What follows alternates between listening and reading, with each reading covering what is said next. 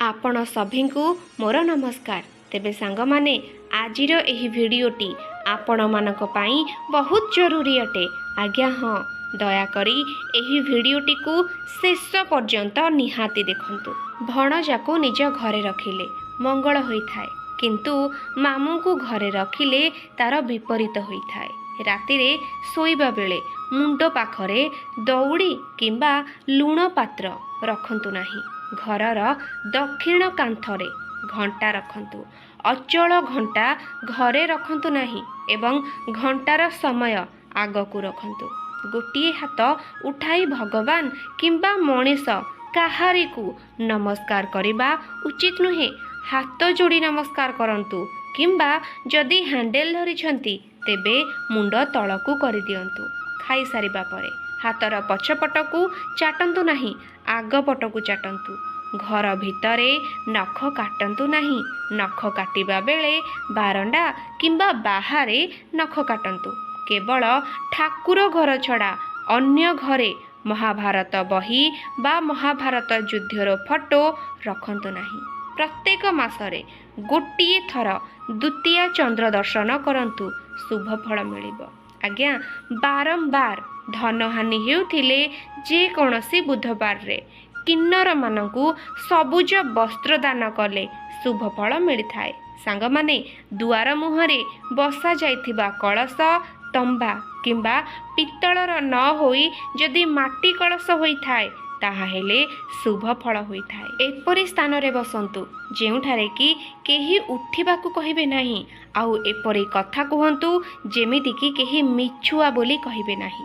प्रतिदिन सकाळे 2टी लिंब पत्र खाइले अनेक उपकार मिले।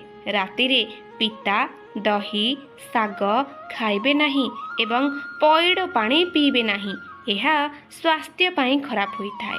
स्वामी स्त्री मध्यरे मनोमालिन्य दूर करिबा पाई 2टी मयूर पुच्छ को विवाह फोटो सहित एकाठी रखिबा उचित। संध्या समय रे 2टी कथा करिबे नाही, खाइबे नाही आउ सोइबे नाही। सांग माने खराब स्वप्न देखिले मन दुख न करी निद भांगिबा परे बाहर को आसी गोटिए घास को मुंडरे मारी फोपाड़ी दियंतु।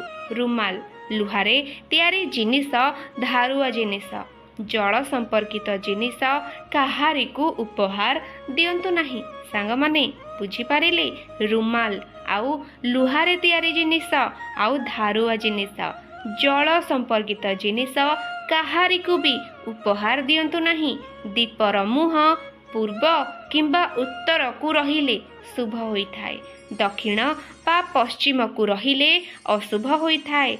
यौवन को अधिक दिन रखिबा पाई गाजर खांतु। सबु प्रकार कोड़ी मध्य खांतु।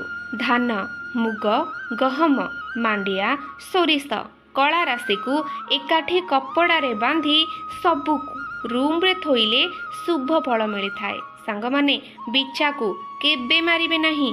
यात्रा समय रे बिछा देखिले अनेक शुभ होइथाए। जदि घरे बिछा देखंती तेबे 8 दिन मध्यरे मनस्कामना पूर्ण हेबो आपणकर। आज्ञा सूर्य पूजा समय रे बेलपत्र और टगर फूल व्यवहार करंतु नाही। सकाळू उठिबा परे बिछଣା को असजड़ा रखिले शनि और राहुंकर अशुभ दृष्टि पड़िबो आपणक उपरे। 5टी न को सतर्क रहिबा उचित। सेगुड़िक हेला नारी, नदी, निया, नाग एवं नरेश बा राजा। आज्ञा पिंडदान बा श्राद्ध दिन केबे मिछ कहिबे नाही। नदी पार हेबे नाही। अन्य कहा घरे भोजन करिबे नाही एवं दिन थिले भोजन करिबे। एहा द्वारा पितृपुरुष माने खुशी हुअंती एवं आशीर्वाद करंती।